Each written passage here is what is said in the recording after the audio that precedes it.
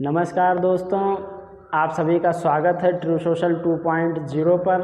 आज हम एक ऐसे मुद्दे पर बात करने वाले हैं जो कि बहुत ही इंटरेस्टिंग है और इस देश से जुड़ी हुई है और लाजमी है कि ये पूरा वीडियो आप सब लोग पूरा का पूरा देखें बगैर स्किप किए, क्योंकि ये जितना ही इंटरेस्ट है उतना ही महत्वपूर्ण भी है और उतना ही संवेदनशील भी है। भारत में अब सिर्फ अंग्रेजी बोलने वालों को शर्म आनी चाहिए।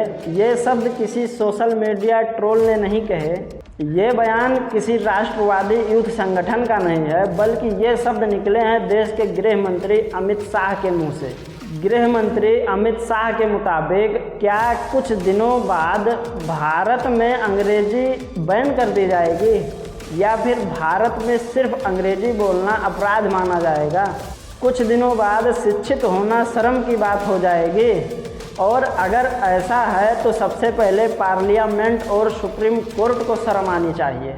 मैंने सुप्रीम कोर्ट का नाम इसलिए लिया क्योंकि भारत के संविधान का आर्टिकल 348(1) का ये कहता है कि भारत के सुप्रीम कोर्ट की आधिकारिक भाषा सिर्फ अंग्रेजी है और हिंदी या अन्य किसी भारतीय भाषा में दस्तावेज दायर करने की अनुमति नहीं है।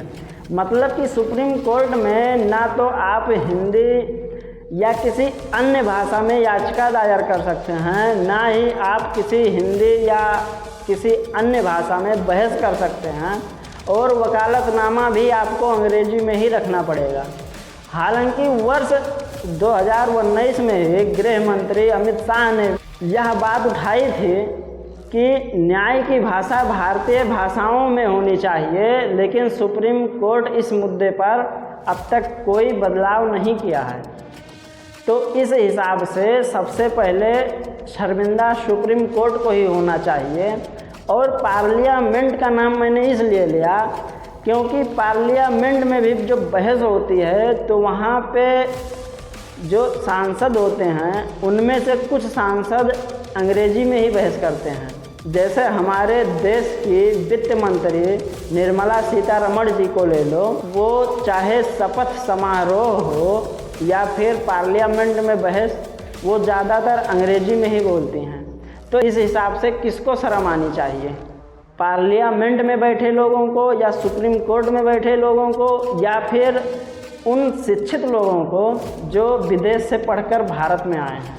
19 जून 2025 एक किताब विमोचन कार्यक्रम में अमित शाह बोलते हैं कि अब वो दिन दूर नहीं जब भारत में केवल अंग्रेजी बोलने वालों को शर्म आने लगेगी। और अमित शाह के इस बयान से जो विवाद हुआ, इसमें दो प्रकार के लोग हैं। एक तरफ हिंदी से प्यार करने वाले हैं तो वहीं दूसरी तरफ भारतीय विविधता के रक्षक। इस विवाद पर सरकार का पक्ष है कि अंग्रेजी उपनिवेशवाद की निशानी है, गुलामी की निशानी है और भारत को अपनी भाषाओं पर गर्व करना चाहिए। अमित शाह कहते हैं कि हमारी भाषाएं हमारी संस्कृति की आत्मा हैं, अगर इन्हें छोड़ दिया तो हम अपनी आत्मा को खो बैठेंगे।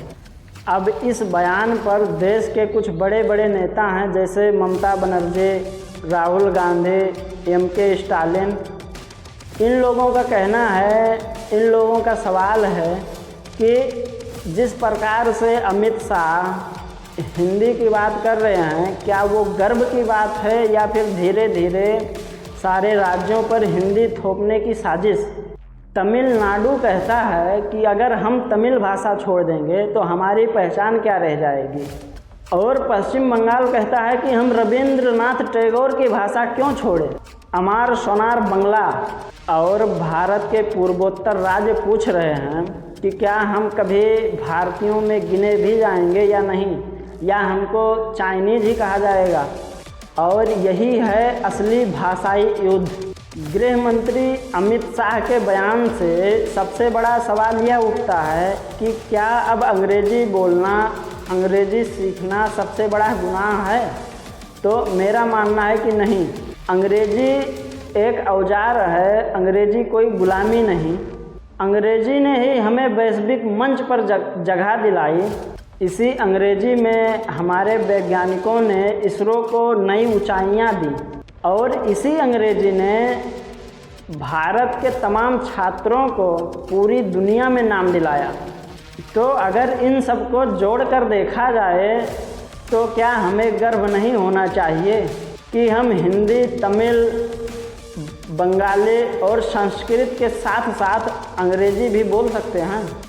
भाषा पर गर्व हो ठीक है, पर दूसरों की भाषा को नीचा दिखाना गलत है। भारत तमिल, तेलुगु, हिंदी, उर्दू, बंगला और मराठी, गुजराती सभी भाषाओं का मेल है। यहाँ एक भाषा की तानाशाही नहीं, हर भाषा की आज़ादी ज़रूरी है।